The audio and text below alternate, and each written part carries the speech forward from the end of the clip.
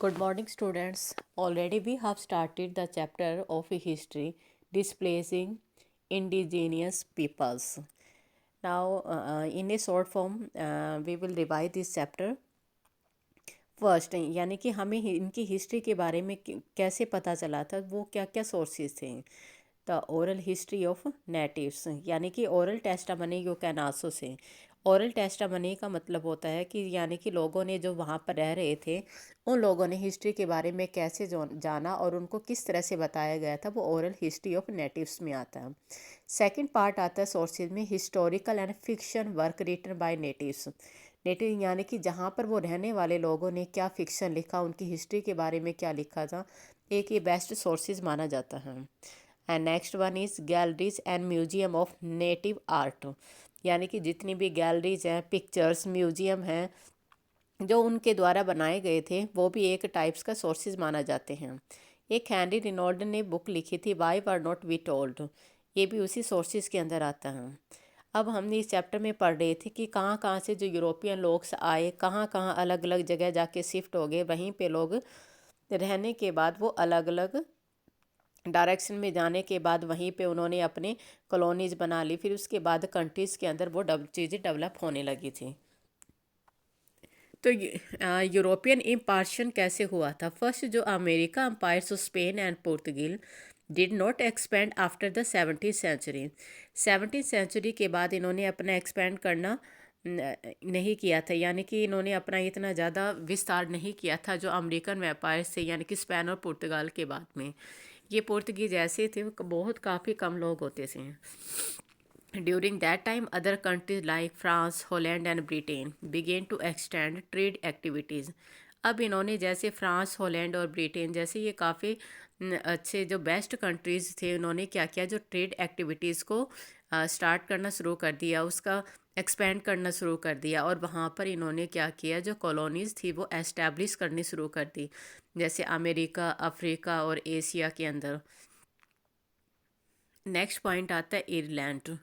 Ireland को हमने already we have read the chapter कि ये जो आयरलैंड एक कॉलोनी ऑफ इंग्लैंड था, जिसके अंदर लैंड ओनर्स क्या करते थे, मोस्टली जो इंग्लिश सेटल्स थे, यानी कि इंग्लिश बोलने वाले जो लोग थे, वहीं पे सेटलमेंट हो रखे थे वहीं पे ही।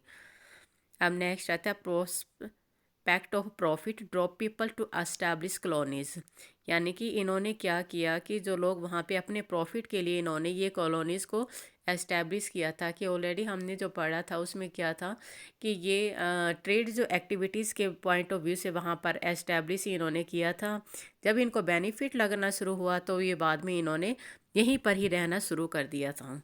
Nature of the control on the colony very, अब इनका जो कंट्रोल था, कहते हैं वो एक कॉलोनी से दूसरी कॉलोनी के अंदर वेरी करता था, यानी कि एक के अंदर इनके रूल रेगुलेशन डिफरेंट रहते थे, दूसरे में अलग रहते थे, यानी कि जो one colonies rules is different from the other colonies rules. Next one is trading companies became political power in south Asia. First इन्होंने क्या था कि अपनी जो कॉलोनीज़ के अंदर ट्रेड एक्टिविटीज़ की वजह से काफ़ी पॉपुलर थे। बाद में इन्होंने क्या किया, जो पॉलिटिकल पावर को एस्टैब्लिश करना स्टार्ट कर दिया, जैसे South Asia, defeated rulers, retain administration system है, कहते वहाँ पे इन्होंने अपना जो पॉलिटिकल पावर सिस्टम है वो इन्होंने स्टार्ट कर चुके थे इसमें। तो ये जो इस पैराग्राफ में हमने पढ़ा, दिए आर द सोर्सेज, और जो यूरोपियन इम्पार्शन वो कैसे आया, ये हमने अभी पढ़ा है। अब जो नेक्स्ट पॉइंट है वो हमारा आता है कलेक्टिव टैक्स। अब ये क्या करते थे, अलग अलग जितने भी कंट्री कॉलोनीज होते थे वहाँ से डिफरेंट डिफरेंट जो टैक्स है वो कलेक्ट करते थे। रेल बनाना to make trade easier, executive mines and establish big plantation. और इन्होंने काफ़ी बड़े बड़े प्लांटेशन, माइंस की इनकी खुदाई करना, रेलवे का डेवलपमेंट करना, टैक्स के डेवलपमेंट करना, ये सब चीज़ें इन्होंने स्टार्ट कर दी थी और इनके लिए काफ़ी ईजी हो गया था ये सब चीज़ें करना। जो Africa was divided as colony among European, जो अफ्रीका ने क्या किया, यूरोपियन के बीच में काफ़ी कॉलोनीज़ के अंदर डिवाइड कर दिया था, कि छोटे छोटे पार्ट के अंदर इन्होंने बना लिया था। Already this diagram you are also seeing this one, कि names given by the European to the countries of the new world.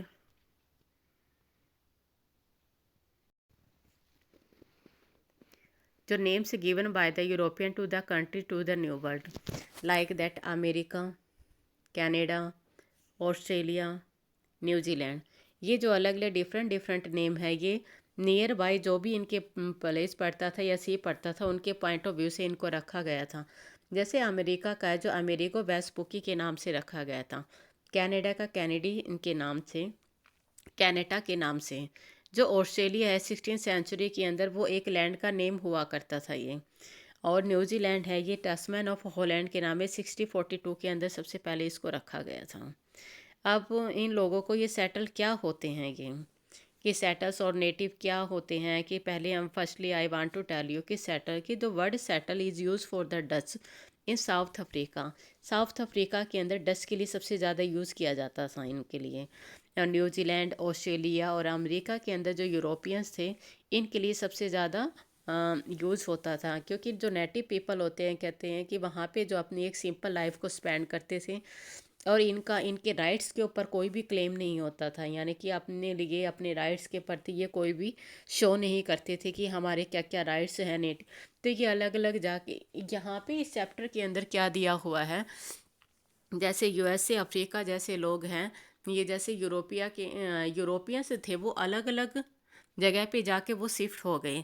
फिर जो वहाँ के रहने वाले लोग हैं वो कहीं और जाकर शिफ्ट हो गए। तब इनके नेटिव के बारे में यहाँ पर बताया गया है कि जो नेटिव पीपल होते थे काफ़ी सिंपल लाइफ स्पेंड करते थे और इनका अपने राइट्स के ऊपर कोई भी मतलब अपने राइट्स को क्लेम नहीं करते थे कि it's my land, it's my land, इस पे है मेरी अथॉरिटीज़ के बारे में कुछ भी इनका मतलब ऑक्युपाई नहीं रहता था इनका।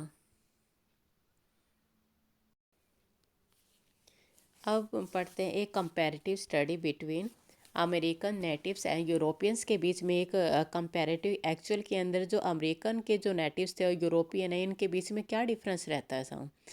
अब नेटिव्स के बारे में हम firstly we will discuss. First they were uncivilised noble savage, uncivilised होते थे ये। और to the natives the goods they exchange with the European were gifts given in friendship, यानी कि जो गुड्स होते थे एक्सचेंज किए जाते थे, लेकिन जो यूरोपियन होते थे वर गिफ्ट गिवन इन फ्रेंडशिप के अंदर इनको दिया जाता था यूरोपियंस को नेटिव्स के लिए। They were not aware to of the market, market के लिए बिल्कुल अनकॉन्शियस थे, अवेयर नहीं थे कि मार्केटिंग कैसे की जाती है, इकोनॉमी के लिए ज़्यादा इनको इनको नॉलेज नहीं थी, यानी कि एज ए गिफ्ट के रूप में सबसे ज़्यादा इनका यूज़ किया जाता था।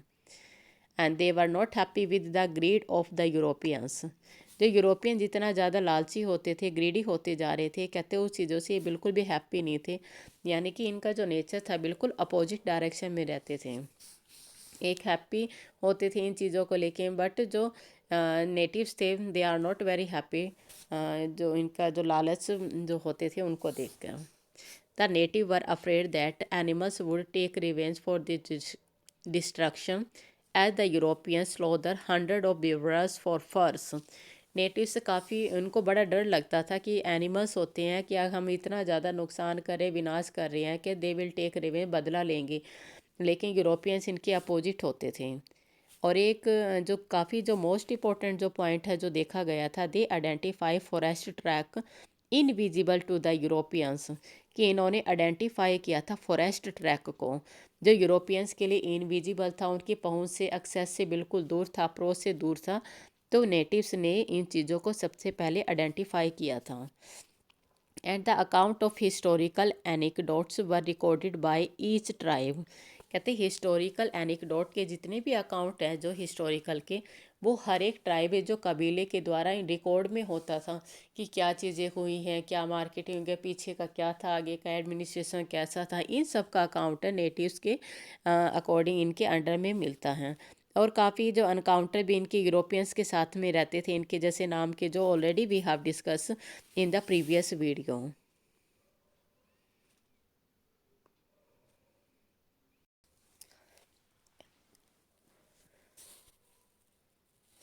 हमने यूरोपियंस के बारे में पढ़ा कि यूरोपियंस कैसे होते थे। अब नेटिव्स के बारे में पढ़ा, अब पढ़ते हैं यूरोपियंस में उनका सिविलाइजेशन कैसा होता था, गिफ्ट में कैसे यूज़ करते थे, मार्केटिंग कैसे होती थी। तो they were civilize in terms of literacy and organize religion and urbanism, कि सिविलाइज काफ़ी सभ्य माने गए हैं ये, लिटरेसी के मामले में, एजुकेटेड के मामले में, हर चीज़ को, रिलीजन को ऑर्गेनाइज तरीके से, अर्बनाइजेशन को डेवलप करने के अंदर कहते काफ़ी डेवलप माने गए हैं यूरोपियंस को। सेकंड है कि gift were commodity which they would sell for a profit. ये जो गिफ्ट होते हैं कॉमोडिटीज़ के लिए यूज़ करते थे और एक प्रॉफिट के लिए इनको बेचा जाता था इनको, ताकि इनको कुछ ना कुछ इनको बेनिफिट हो।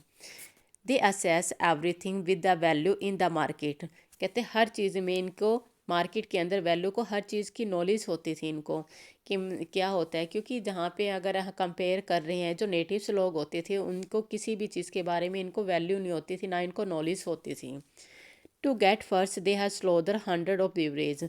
कहते हैं फर को लेने के लिए काफ़ी मतलब इन चीज़ों का भी यूज़ की करते थे, जैसे एनिमल्स वगैरह का, ताकि इनको अपने आप को बॉडी को वार्म करने के लिए ये they killed wild animals to protect farm. अपने फार्म को प्रोटेक्ट करने के लिए कई बार ये वाइल्ड एनिमल्स को किल भी करते थे। और ये अपोजिट में हमने नेटिव्स के बारे में पढ़ा था, ये अपने आप को ये मानते थे कि हम कभी वाइल्ड एनिमल्स की हत्या कर रहे हैं, उनको किल कर रहे हैं, तो हमें ये सब चीज़ें हमें पे करनी पड़ती थी, वो ये चीज़ें मानते थे। And the European imagine the forest to converted into green cornfield. अब यूरोपियन ने क्या किया, इन फॉरेस्ट को यूरोपियन ने फॉरेस्ट को यूज़ किया था, बल्कि फॉरेस्ट को यानी कि convert into green corn field, यानी कि हरी भरी हरियाली के रूप में कल्टीवेशन के लिए, एग्रीकल्चर के लिए इन्होंने सबसे ज़्यादा यूज़ किया था।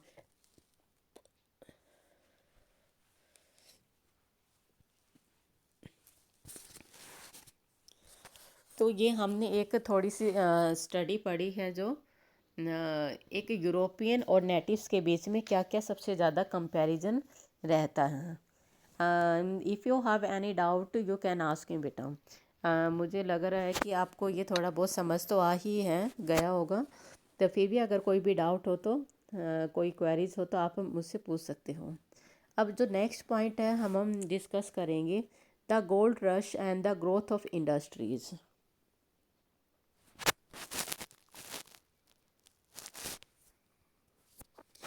Gold rush and the growth of industry. In the 1840s, traces of gold were found in the USA in California. जो गोल्ड के जो ट्रेसेस हैं कहते हैं 1840s के अंदर है, जो गोल्ड के जो मार्क है कैलिफोर्निया में यूएसए के अंदर सबसे ज़्यादा फाउंड आउट किए गए थे। This lead to the gold rush, इसको गोल्ड रश माना जाता है इनको। When thousand of eager Europeans hurry to America in the hope of making a quick fortune. तो काफ़ी हज़ारों की संख्या में जितने भी यूरोपियंस थे इनको बड़ी जल्दी थी कि अमेरिका के अंदर जाके अपने भाग्य को चमकाने के लिए, इस होप के अंदर ये काफ़ी ट्राई कर रहे थे वहाँ पर जाके कि हम अपना भाग्य हम भी अच्छा करेंगे। This lead to building of a railway line across the continent. और ये चीज़ें कहते हैं बिल्डिंग लाइन की तरफ वहाँ पर जा रही थी, और कहते हैं रेलवे लाइन को क्रॉस करके इन्होंने बिल्डिंग्स का डेवलप करना है, क्योंकि चैप्टर का हमारा पॉइंट ही ये है कि gold rush and the growth of industry का सबसे ज़्यादा से ज़्यादा डेवलपमेंट होना। और इस तरह से जो साइड बाय साइड जो रेलवे का निर्माण है, जो डेवलपमेंट है, वो भी शुरू हो गया था। कहते हैं कि यूएसए के अंदर 80-70s के तक इन्होंने रेलवे की जो डेवलपमेंट है इन्होंने शुरू कर दी थी। और ये ही जो डेवलपमेंट थी कनाडा के अंदर 1885 के अंदर ये चीज़ें बिल्कुल इन्होंने कंप्लीट कर चुकी थी।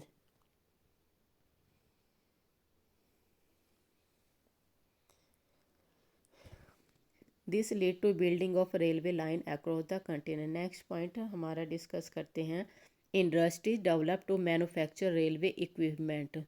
अब इंडस्ट्रीज़ है वो भी डेवलपमेंट करने लगी थी, मैन्युफैक्चरिंग है सबसे ज़्यादा शुरू होने लगा था। किसका मैन्युफैक्चरिंग होता था? रेलवे इक्विपमेंट का, कि जो रेल के अंदर यूज होने वाला जो मटेरियल है वो सबसे ज़्यादा यूज़ किया जाता था वो।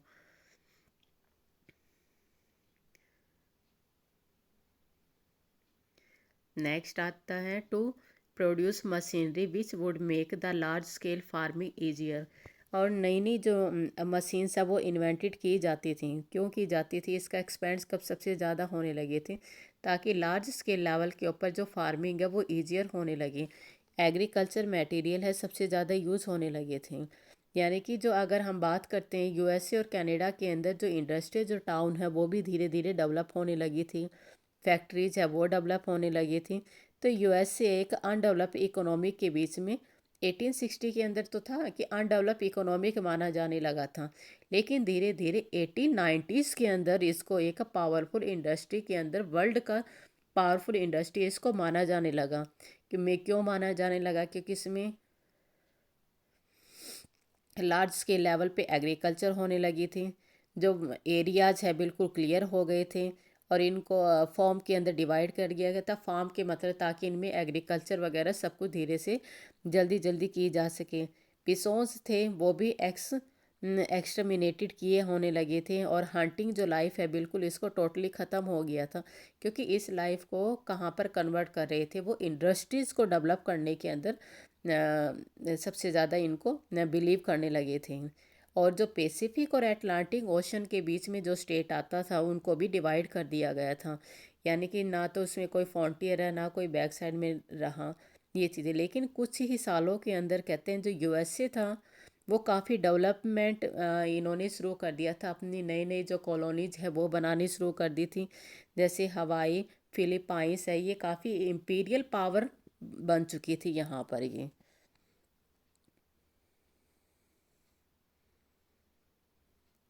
तो आपने it's very need to concentrate this one कि the gold rushes and the gold growth of industry, कि गोल्ड्स के किस तरह से कैलिफोर्निया के अंदर यूएसए में मिलने की वजह से यूएसए में किस तरह से डेवलपमेंट होने शुरू की, किस तरह से ग्रोथ होने लगी थी। कि 30 ईयर्स के गैप के अंदर इन्होंने how much they have also develop from the economic point of view से, कि USA and side by side the Canada. In 1860s के अंदर यूएसए अनडेवलप में आने लगा था, बट 1890s के बात करें तो एक ये लीडिंग इंडस्ट्री पावरफुल कंट्री के रूप में आने लगा था ये। तो मतलब डेवलपमेंट इसमें इतनी बड़ी तेज़ी से होने लगी थी। I hope you are also understanding.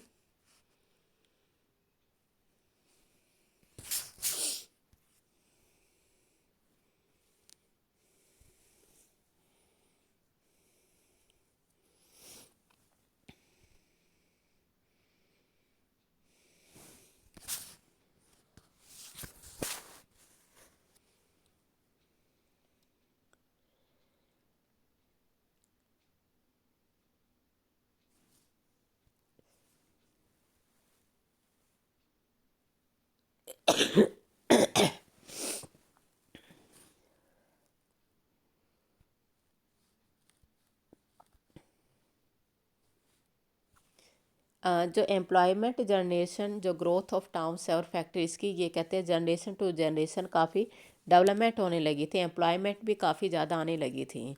Already जो हमने बताया कि 1860s के अंदर यूएसए अनडेवलपिंग इकोनॉमिक था, लेकिन 30 ईयर्स के अंदर अंदर 1890s तक ये काफ़ी इंडस्ट्री पावरफुल के अंदर आने लगा था ये।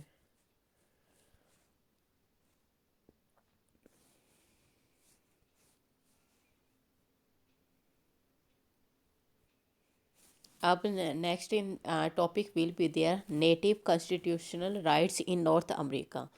हम ये नॉर्थ अमेरिका में करते हैं कि वहाँ पे कॉन्स्टिट्यूशनल राइट्स हमारे, उनके अधिकार क्या क्या होते थे हमारे।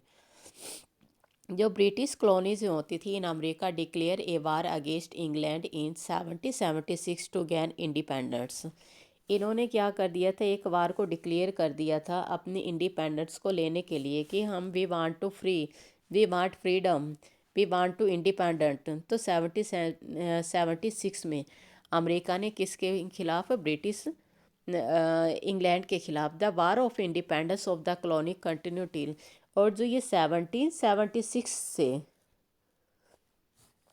जो 1776 से ये शुरू हो चुका था ये और ये कहाँ जाकर टिल 1783 तक ये ख़त्म हुआ था। अगर हम डेमोक्रेटिक राइट्स की बात करते हैं तो हमारा डेमोक्रेटिक राइट्स क्या कहता है, कि the democratic spirits which have been the rallying crying of the settlers in their fight for the independence in the 1770s came to define the identity of the USA against the monarchy and aristocracy of the old world. The native were denied the democracy rights, the right to vote for the representative to Congress for the president, because it was the only for the white man. अब already हमने जो पढ़ा वो है कि जो democracy के लिए जो राइट्स थे, यानी कि वो सिर्फ वाइट मैन, वाइट लोगों के लिए ही होता था ये चीज़ें।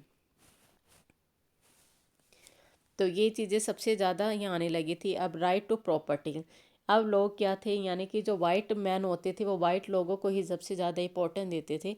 हर जगह ही मतलब इनके साथ डिस्क्रिमिनेशन होता था, जो हम बहुत ज़्यादा पहले काफ़ी चैप्टर्स हमने पढ़ चुके हैं इसके बारे में कि डेमोक्रेसी राइट्स क्या होते हैं। तो हमारे जो नॉर्थ अमेरिका के अंदर है, कहते हैं कि जो ब्लैक जो लोग होते थे उनको ज़्यादा इंपॉर्टेंस नहीं दी जाती थी, जॉब के अंदर उनको प्रेफर नहीं किया जाता, हर चीज़ से उनसे डिस्क्रिमिनेशन किया जाता था। तो ये डेमोक्रेटिक राइट थे। अब आते right to property, second point हमारा आता है property. Now the dear student, this topic we will discuss in the next video. I hope you will understand. If you have any doubt, you can ask me anytime in the Google Meet. Otherwise,